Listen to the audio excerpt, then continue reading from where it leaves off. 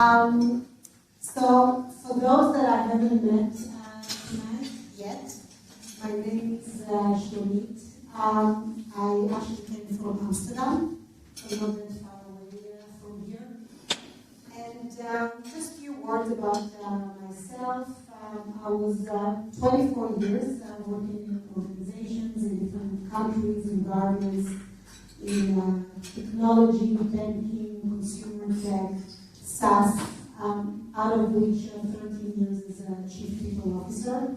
So definitely know the realities of many sitting in the room. And in the last 8 months, I've been, I'm calling it almost like experimenting with new formats. So building a portfolio of advisory. Along also this bringing together the world of AI, which I went very deep into with change management and everything that has to do with organizational development and leadership.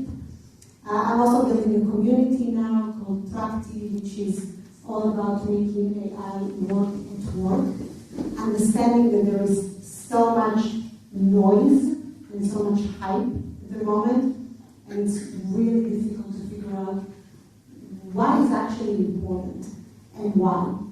And I think that many organizations and many of you are also looking at this moment with the question, where is it all leading us to? And this is what I hope we're going to do today with our great panel, no expectations, no pressure. So I'll quickly introduce Angus, Sophie, and Manjuri. So Angus, 20 years at McKinsey, but that's like a long time ago, right, already. And, Thank God. What do you mean, it's 25? Yeah, yes, exactly. You started young. And now as CEO of a company that I had the pleasure also working with an experience called Potential Life, which is all about positive psychology and happiness, a topic that is also extremely important in current times. And beside that, Angus is an author and doing different things. I don't know, Angus, if you want to add anything to what I just said, but yes. Just an incredible and interesting person that I'm very, very glad I had the chance to meet. Sophie. So I met Sophie as part of the Lead with AI community. So Lead with AI is a platform for AI learning that also has different cohorts, different communities inside. Actually, a lot of noise. Sometimes I'm also trying to figure out what is really important in all of it. And beside of that, Sophie is also an author. A future of work, I would say, futuristic specialist, has an excellent newsletter that I also follow on a regular basis. And we met last time, the same dinner in Amsterdam, so we did the main dinner at the end of November, and we decided, why not do it again? So thank you, Sophie, for being here with us today. And Manjuri, I don't know if I need to introduce Manjuri because I think everyone knows that, especially in this room, but beyond. So Manjuri and I worked together at OLX for many years. Manjuri was leading talent acquisition, and then the entire talent team end-to-end, what we call talent success. And then we also had the pleasure to work together at Miro, where Manjuri is still at. But not myself. And beside it, also, you have a very rich history working for different organizations in the tech space, in talent acquisition, and you're also a very inspirational leader in the space. Besides working inside an organization, someone that I follow, and someone that many people like to listen to, read. Also following conferences and podcasts, etc. So just like a great person to know, and a friend, which is most important, and a good friend. So actually, I don't think I could have asked for a better panel, so that makes me a little bit nervous. So let me start with the first question. every day I read, but also hear from people I have conversations with in different forums about this growing gap between the level of investments that go into AI and the returns that companies are seeing. So we hear about these gaps, just purely like money, how much money companies are throwing into AI. We hear about the gaps in adoption, in readiness, in skills. So all around you hear about this growing gap that is literally growing by the day, especially as the technology is also evolving so quickly. I think everyone is tired from opening LinkedIn and saying everything, oh, there is a new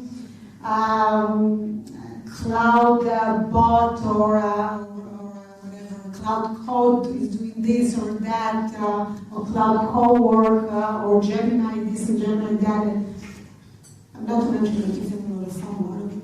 So, Manjuri, first question to you, as someone that is inside organizations, what are you seeing from practice where companies are actually getting it in treating AI as a work transformation, and where it is actually a tool and there is very little understanding as to what is it there for? Thanks for the question, and no pressure with all the introductions in this amazing panel. It's not just the panel, it's the room. A lot of folks who are here I know have amazing accomplishments, and no pressure with having two of my ex-bosses in the room. Fun fact, Sterling was my boss in Zalando, and let's have a probably show of hands, who's ex-Zalando here? That has to happen. Okay, alright. Love all the ex-Zalandos and brilliant, extra lucky. I'll come back to the question, Shomits. Okay. It's interesting. I was looking at some yesterday. I think Stripe came up with this whole valuation, and I think they're hitting more than 120 or something like that billion. And it was shocks all over. How would you even sustain something like that? There's a recent report by MIT that says that there was about 30 to 45 billion dollars invested by companies in just US this year, and none of them have seen returns or any measurable returns. They don't even estimate seeing any kind of ROI. 95% globally are not going to see any ROI in the next 2 to 3 years. We are running up a bubble, and like all of us know what happened with the last bubble, this bubble, interestingly, is going into trillions. So it is interesting when that bubble bursts, what happens.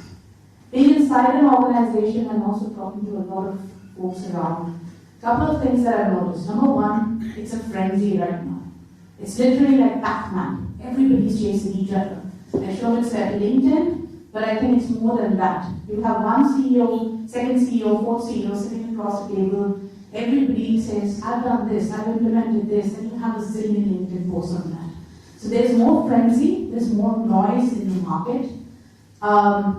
There are so many brand-led conferences just to tell this company is more AI than the other company. That's exactly what is happening. It's like kindergarten. The second thing that's happening in the market right now is every organization is trying to bolt, I think, a zillion number of AI products and bots on their crappy, broken down, or many a times no processes at all. We also have vendors not doing a very good job here, because when we see ATSs coming and saying, your recruitment process is broken, I will solve it for you, they're just fixing 3 bots in the flow. But if you don't have hiring manager accountability, nothing will fix there. That's the second problem. And the third problem is again propagated because it's very fast to implement something in the efficiency space. AI can be used for augmentation and amplification, but most internal organizations are taking it for efficiency and just saying, okay, this is a new bot. It's based on ChatGPT. This is a new bot based on Gemini. It is still going to solve 20 minutes from your daytime, probably taken, saved. That's efficiency. But they are not looking to go to the grassroots, changing things from the grassroots, changing how work works and changing things from the start. That is the biggest problem that we are seeing right now. So basically not changing the work itself. Okay. So I just want to continue with this point and ask you, Sophie, because basically, I mean, when I look at the different also practices out there and the potential that is still ahead of us, if you think about work as an iceberg, you have the top of the iceberg, which you can say, okay, these are the things that remain human, or where humans should be in the front seat. Then you have the things which are end the line, where there's a lot of augmentation happening, like writing a document, doing an analysis. More and more, all of us are using AI for that. And then, where there is still a huge potential, is everything that is below the line, are the things that AI can fully automate. And we know already today that this is like around 3% from the data that is coming, but the potential is already today automate at least 12% of the work. So I'm just curious, do you think that companies are getting that this is actually work redesign, not yet another tool from what Julie described or technology, but actually something to be used to rethink the work itself? And why companies, in your view, are not yet getting it, and not actually addressing everything that is below the line? Yes, most companies haven't worked that out. And I think it's interesting because there's a fundamental knowledge work, for the most part, is not understood. It's not designed. There aren't processes and workflows that are clearly, and it's been evolving a lot over the last 30 years. And you sort of, you have email, and you have this, and you have something else, and you have a project management tool, and it's sort of all over the place. You look at research, it literally says it's vague, undefined, whatever. So trying to put something like AI in, which does very specific tasks, and you need to be breaking down. We had a great conversation over there about looking at workflows, how you can break it down, who is actually capable of actually breaking down all their workflow, building up the tasks. So there's a lot of work that we could have done 20 years ago in terms of designing work. It wasn't done then, now it needs to be. Now it needs to be done because that's the only way we're able to bring AI in and use it effectively. So we have some building blocks which are sort of below the AI that is just how do we work? What is that work? What work are we doing? And of course, that's challenging because the work we're doing is changing. The work we're doing is changing, and the workflow, the digitalization. So digitization is just going from analog to digital. Digitalization means that the process has changed. And that's the work that hasn't been done yet. So, some of the things that are dramatically changing as all of this is happening, and I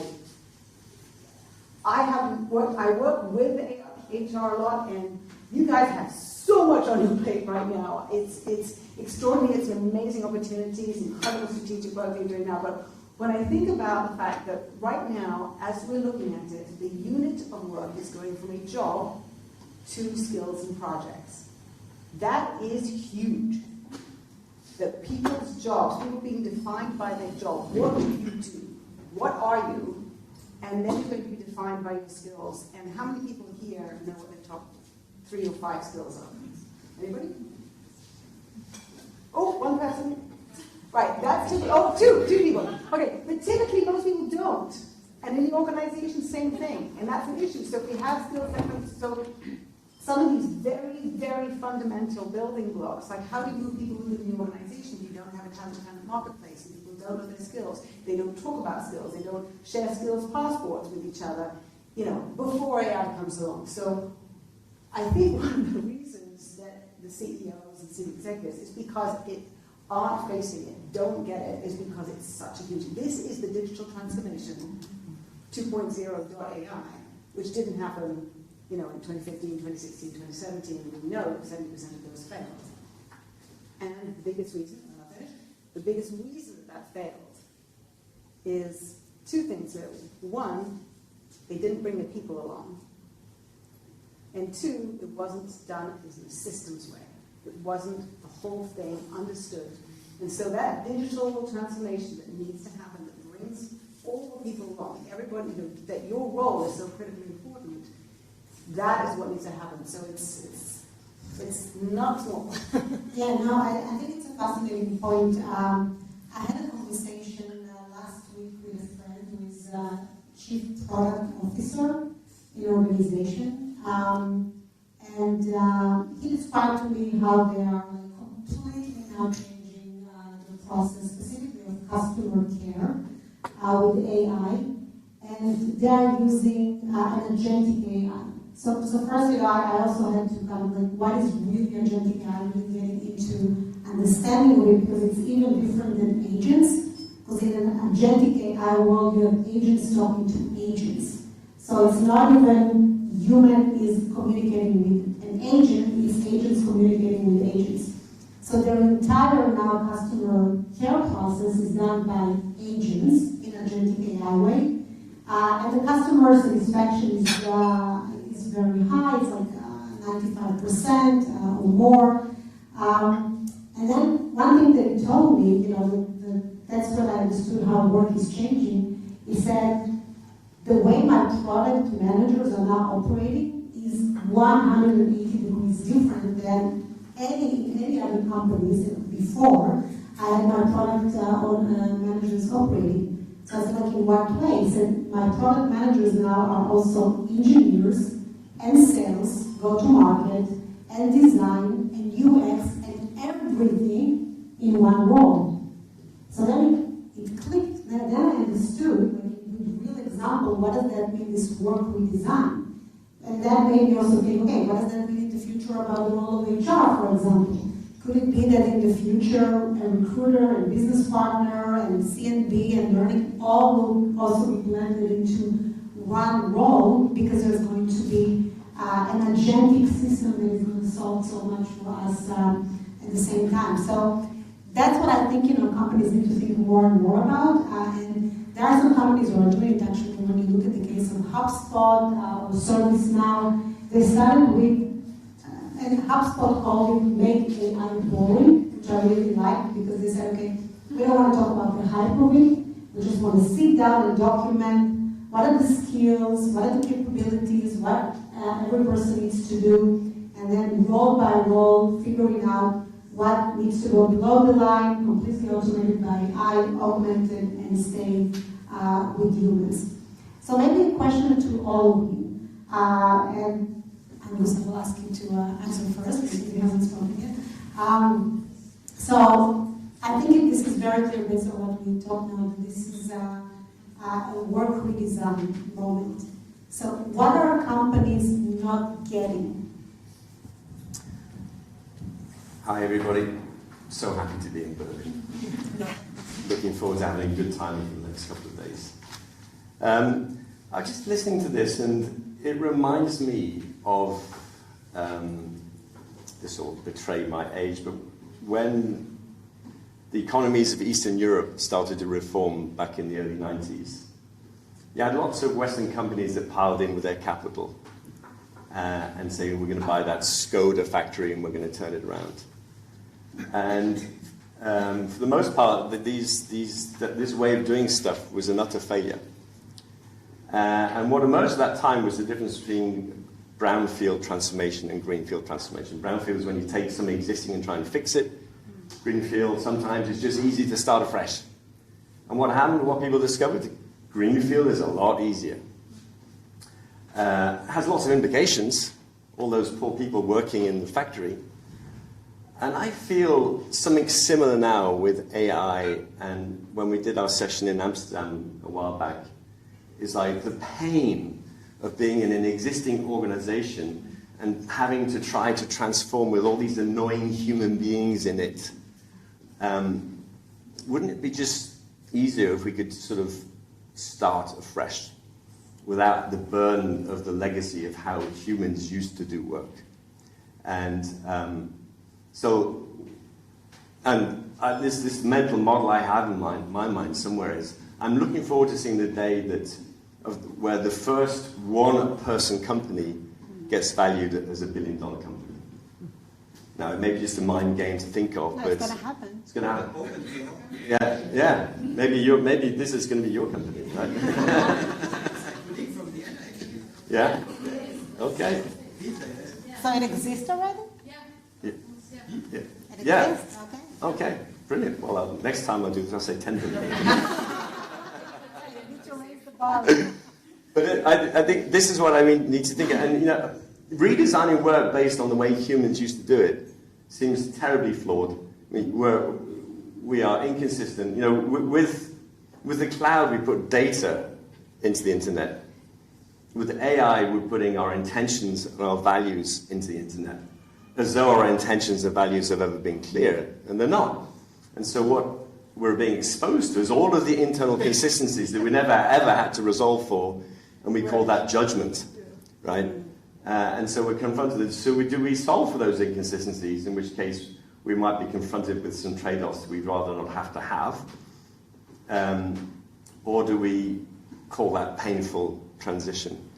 And so for all companies that are saying this is painful and we've thrown all this money in and it's hype and the ROI isn't there, I think there's this sort of blind spot over there somewhere where lots of other people are doing incredible stuff.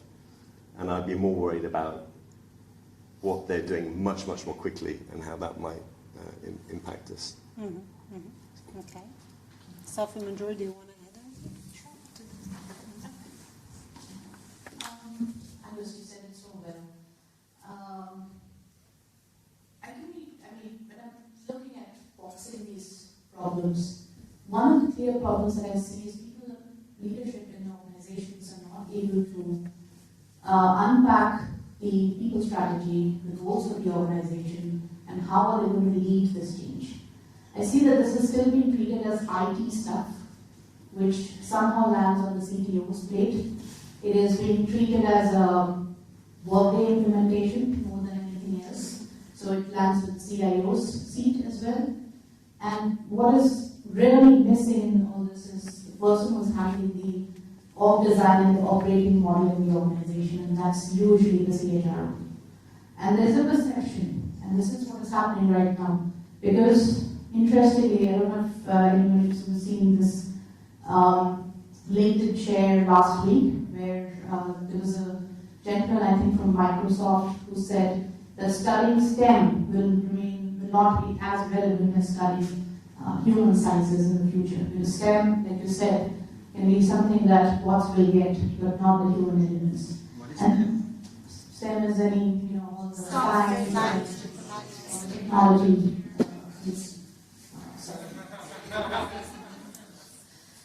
Good question, Thomas.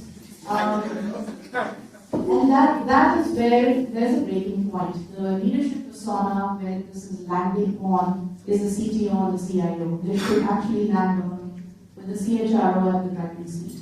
We have some examples. There are little hype examples that we've seen in the market, like Moderna is there. Zapier is doing a lot. Brandon is doing a lot of work in this space. How big is Zapier? Microsoft is doing a lot of work in this space. The other challenge that I see on the talent front, and again, this is where the talent leaders and the business and the HR leaders come into play. There is a need, disproportionate need, and I know you said this. It's easy to bring people from outside who have fancy CVs that say that they're AI fluent. I still don't know how, because AI is not like super old, and nobody taught you AI in university, but they do have this AI on the CV to them, and it matches with the AI ATS that is matching with them. So they are hired. People don't want to build. Most of the SaaS organizations today, go and look at the ratio of the L&D investment. Go and look at what your CFO cut last time. They said, get AI, and you can always reduce the investment and the cost here. So there are these big foundational challenges of not getting the right leader, not making it a coordinated effort, because it's going to take time if you go back to the basics and start at the operating model from scratch. But that is what will be the winning game for anybody who wants to make ROI from AI investment. Yeah. Build two things before Sophie, you will add. Majority that you said. One, I think that specifically on the judgment piece, because also Andrus was talking about it, that's where I think L&Ds and HR needs to think very seriously, because this is where AI plays a huge role today. So we are seeing the co-pilots, the chatbots, and all of it, but actually more and more people use AI for judgment. That you create a document or a synthesis, you take it. There is also what is called AI slop. We know it already exists. There is a study around it. It's work that looks beautiful but has no essence. So we are delegating judgment. And then comes the question, how is management and leadership development is going to look like? Because that's how managers and leaders used to develop in the past, through experimenting, trying, making mistakes, applying judgment, and a lot of it is going now to AI. So that's also a question. And the second, on the CHRO role that you said, I think actually what we will see is an emerging role, which I call the Chief Work Architect Officer. I know we need to invent something a little bit more sexy than this word, it's very long. But something that combines HR and technology together. So these two things are going to come together when we talk about work redesign. Yes, okay. So Chief Shift Officer is the word that Corinne Murray and I came up with because Chief, I think Brian Elliott and Shift, because it could be work, it could be, there are so many different things, it could be change management, it could be organizational design, but there are so many shifts that need to be made, and the transformation scares everybody, so we write a shift. But it basically is a CXO, and it doesn't really matter. It may in many organizations be the COO, because they already have a sort of cross-organizational remit, and so that may be one of the easier roles to put that person into. So I see very much that happening, and HR and IT are blending in a lot of organizations, like I think it's Bill Galati, who's people experience in IT at Microsoft, is very interesting. So the other thing, I was just reading this week, I was reading this very interesting research report out of MIT, and there's to do with the judgment. So it's called EPOCH, E-P-O-C-H.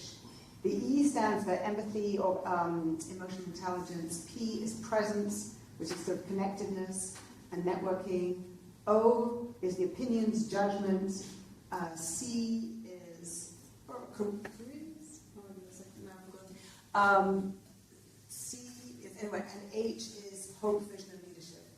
So they did a lot of analysis to try and understand different roles and how roles are changing in terms of how they're judged by these human-centric elements. And one of the things that really jumped off the page at me is they said that new tasks that are coming out now have more human intensity, i.e. a higher EPOCH score, than current or retiring tasks. So the work that we're doing now is increasingly intense on these elements. So yes, we need to pay attention to it, and there are very interesting ways they have been defining it. And I'm really digging deep into this, but it was fascinating to find this research. So I think there's a lot of awareness of this, and I think these tasks that are coming out are coming up because some of this, the automation, the non-judgment tasks are going to AI. But I think we need to pay a lot of attention to it because this is, emerging understanding. So, Andrus, I want to ask you, we talked already about judgment. So I want to take it a little bit, like one level up, not just in organizations, but overall societies. Because, there's a lot of conversation, is AI is really a technology, or this is like a new, completely like intelligence that is going to maybe take over or change the way society looks at, etc. I'm a little bit concerned about what's going to happen to our cognitive, but even mental muscles and abilities, but definitely cognitive, because we are seeing already now there is research that people are using AI more than people are not using AI, something happens in their brain. They don't remember what they read, they don't remember what they wrote. I mean, and we are people that kind of remember time before AI, but imagine the young generation that only uses AI now.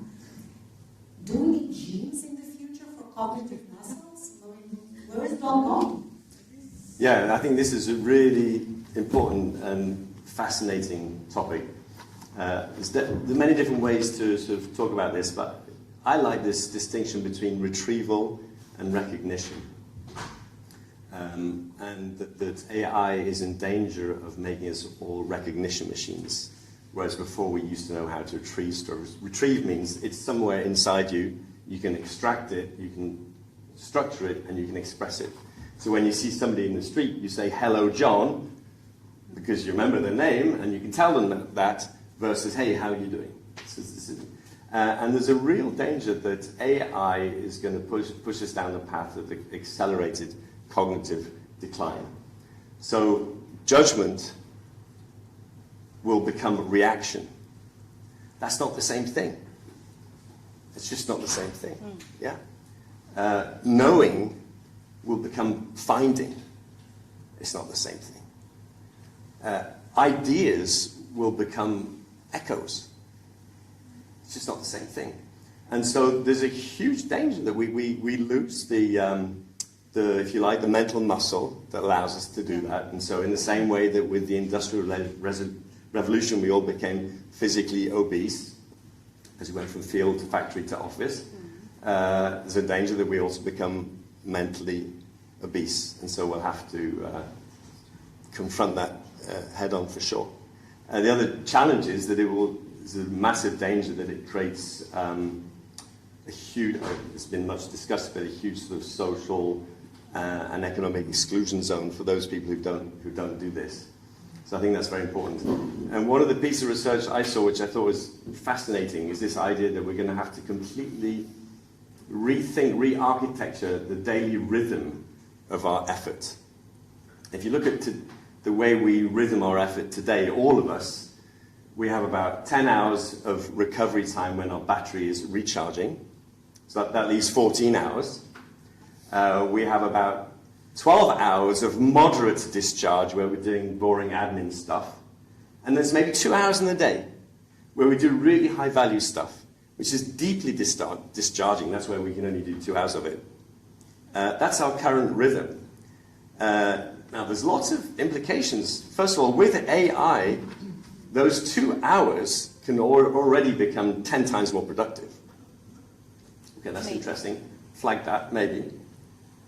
But then you say, but those 12 hours in the middle of moderate discharge, they're going to be removed from our lives, potentially. So what are we left with? We're left, I don't know, we're possibly left with 18 hours a day of recovery so that we can do 6 hours of absolutely intense value-added work. And so you go from being 3 times more productive to 30 times more productive, but with a completely re-architected daily rhythm of effort. That has some implications. And the people who figure out a way of engaging this way and become 30 times more productive, well, they'll become the 30 times winners.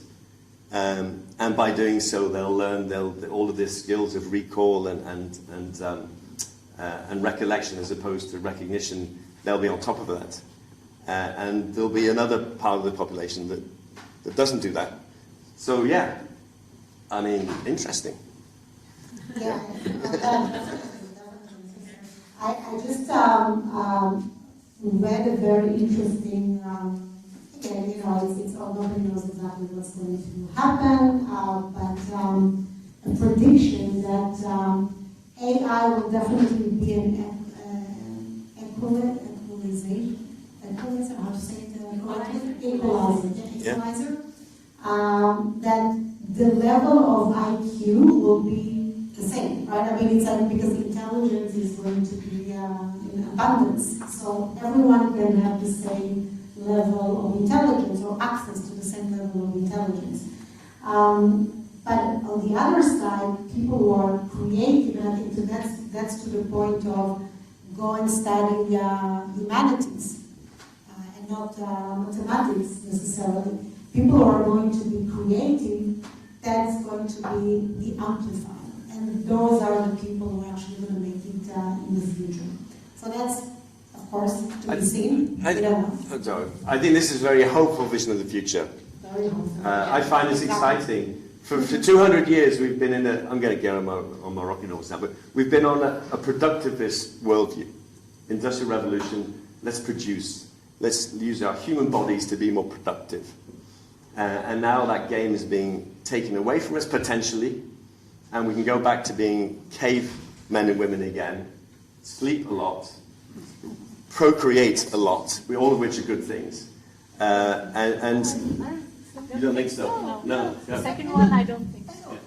There were two ways to say the same thing, because I was having a sort of debate with a couple of people on LinkedIn, as one does. And it was like, in the next 3 to 5 years, 40% of the US knowledge worker population is going to be out of a job. I'm like, okay, well, how about doing a 4-hour work week? Right? And you spread X amount of work among different hours. And, you already have France who's looking to go from a 30-hour work week, 38-hour work week to a 32 or 35-hour work week. It doesn't have to be, some people will always be wanting to work 80-hour weeks or 55-hour weeks, certainly in the US. But it doesn't mean that, we have to go to UBI for a whole bunch of the population, and we can spread that work out. And, we used to be working 18 hours a day, 7 days a week, then it was 6 days a week, and then it was in 1817 that this Welsh guy came up with 8 hours of sleep, 8 hours of leisure, 8 hours of labor, and 8 hours of sleep. And it was just an idea. And it took, 100 plus years to actually spread around the world. So it's just random how many hours we work now, so we could work fewer hours. So I do think there are very different ways to be thinking about this, and when, the Netherlands is a 32-hour, I think, an average week. So because of productivity, because of increases in, technology usage and the rest of it. So I think there are lots of positive ways to be looking at these changes that doesn't have to feel like we, have this very intense, and then there's nothing else, 6 hours or 2 hours, whatever it is, and then there's nothing else to do. So I do think I tend to be positive about where we're going. I think the cognitive issues are certainly we need to be paying attention to, and how people, education, like this, young students, how their brains are being developed in order to be able to self-manage their careers. Like non-linear careers, very, very different from hierarchical going up the ladder. People really need to be understanding how to do that, and coming in, have more the idea, I was talking about it earlier, of the apprenticeship as a way of thinking about a job. An apprenticeship, I looked up the definition, is a job where you come in, you learn on the job, and 20% of your week is actually taken with learning. Well, isn't that what a job kind of is now? And in fact, I was talking to the lady, I'm sure you didn't get your name, she actually has 1 day a week, all of your team has 1 day a week working on AI, which I think is fantastic. It is so fantastic. And that really is the idea of apprenticeship. So I think there's some really amazing things that we can be looking at, what we're doing with AI, how we're using it, and I think it can be productive and beneficial. I think we have to be very careful about what we're doing. Maybe let me. Yeah. Well, I think I'm nervous about the idea of regulating effort as an input. I think that what's at stake for us is helping people transform how they architect their own relationship to effort. The danger being a binary thing, you're either on the winners or the losers. And I'm a bit concerned that if we think that the way is to regulate the input of effort, we'll do nothing to actually inspire people to actually take their sort of mental fitness in their own hands on that. And we could end up with a lot more people who are a lot less fit mentally. That would be my concern. For the Netherlands, a lot of European countries already did. Yeah, but they're not. Nobody's yet confronted with the AI revolution as we're talking about it. So yeah, well, France did it, not so well. So I mean, there've been pluses and minuses. Right. I think the examples from Europe don't yet shed light on the challenge we're confronted with when it comes to AI, because it could be massive. Okay, so we have Yuri, and then we have a last topic to explore. Yes. But I mean, I'm going to shift gears a little bit from what you discussed and not the positive future as well. But this is something which is very less talked about, is we are listening to voices from one side of the table. We are listening to the Sam Altmans, we're listening to the Musks of the world, we're listening to the Microsofts of the world. What we also need to do, and I think we are very influential people in this room sitting here, is share voices which are not brought to the table. And those are voices of folks like Garrett Howell, Timnit Gebru, because these models that most organizations are working with today, we don't know who's built these models. We also don't know who's done the pattern recognition of data entry behind these models. We recently seen what Rock did with women in their images. And these are pitfalls. When you said society, Shlomo, I think it's a big topic for society. And all that we've fought in the space of diversity and inclusion for the past so many years, it is facing a big danger with AI in our company. So if we don't literally look into this, especially in our organizational buckets, it's going to be, again, it will take us back almost 20 years as such. yeah, absolutely. And it's very much also related to who is accountable. You can't blame AI. At the end of this, you still have humans in control. So, of course, trust and safety and governance is key. So, last topic, because I want to lend us back to reality today. And I'm sure many people will also listen and think about it. Yes, we have all this technology, but actually work is still the same work. We have a lot of noise, we have a lot of admin, operational things that we need to do. So I'm curious, last topic, if each of you can reflect on leadership and mindset.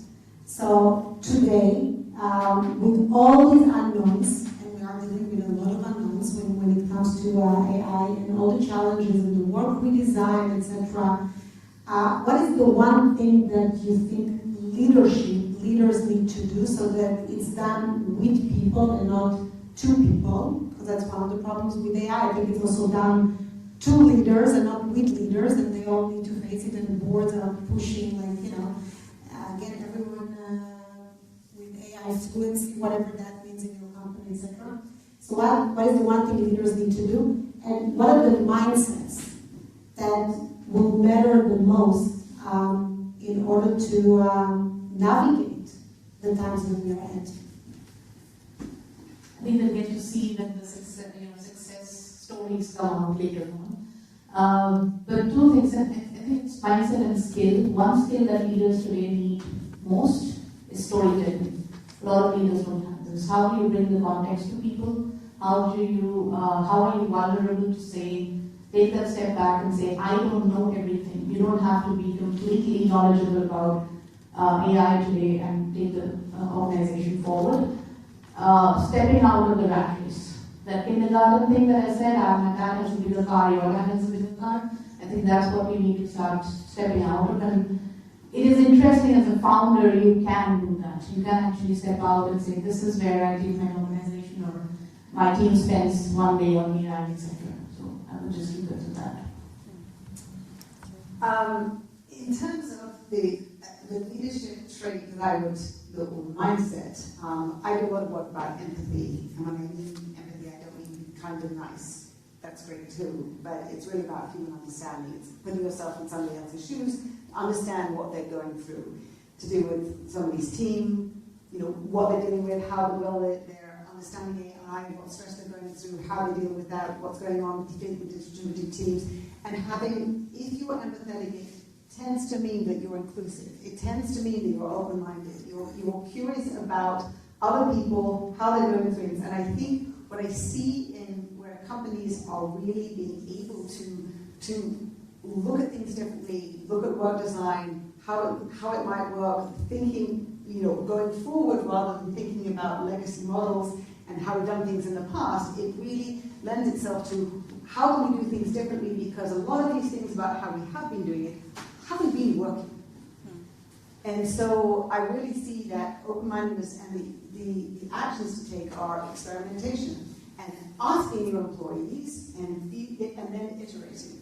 And you know, one of the things, because I also care very much about, you know, the blue collar workers and how much they have not been asked about how, you know, you might change things on the front line to optimize. Like there are a lot of people who have not been asking people on the front line and the, you know, the benefits and the changes and how you can be really changing things so that the improvements you can make. So I would say sort of that understanding and then experimentation and answer. So curiosity and a lot of trial and error. Yes. Yes. Try and try. Yeah, I like those. So it's very easy to see AI as this thing that's encroaching on us as humanity and somehow shrinking the scope of what we are as human beings, taking something away from us. Which raises a really interesting question, which I don't suggest we talk about now, about what is the essence of being human. But let's just sort of stay at the highest level. The future of humanity will find itself in refinding its essence. And that's how we will redefine how we engage with AI, by actually being human. And all that means, and love, being awestruck, collaboration, connection, and so on. So what stops that today? And I think what stops that today is filters of inauthenticity inside organizations. There's just so many layers that separate my work self from who I am. What does that mean? But it means something for sure. So I think we need to strip away as many of those layers of inauthenticity. No, so, we just had a conversation about it. Yeah. Authentic self. So my word, I like the storytelling. I think that's great. And I just be messy and spotty and authentic and everything. Our success will be by daring to be that, I think, in the future. Beautiful. Okay, well, the food is calling. And clearly, obviously, you know, it gave me a lot of already hints and signs. So thank you very much. This is always.